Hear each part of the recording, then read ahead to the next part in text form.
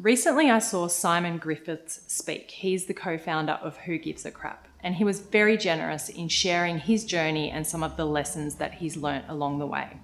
So one of those that really stood out is the way that they've built their business around change and agility. They experiment, they tweak, they refine, and they release. So I'll give you a bit of an insight into how this works. When they're creating a new product, they will actually release it to only 10% of their audience. Then they'll get feedback, they'll make changes, and then they'll re-release it. And again, it might still go to a subset, another 10%. So it's only when they feel really confident that they're hitting the mark for their customers that they'll actually release it to their entire audience. I thought that was really interesting. And an example, so Simon himself has always found it super frustrating that tissue boxes have empty space above the tissues.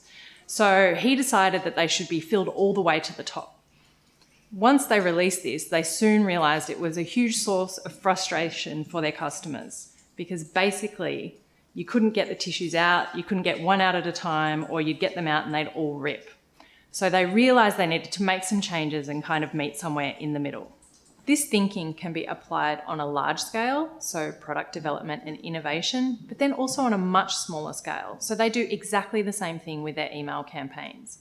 Send it to 10%, make changes, send it again, and then go to the wider audience when they're really confident.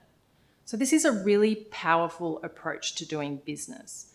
Firstly, it means the minimum investment to get feedback and then make changes. So it's going to be cheaper. The second thing is, by definition, you're customer-centric. Your customers are being involved in every single step, which means it's impossible to not be serving their needs. So the opportunity here is to think about how you can take this thinking and apply it, even if it's in a small way, or possibly it's in a big way. That's it from me. It's time for brekkie.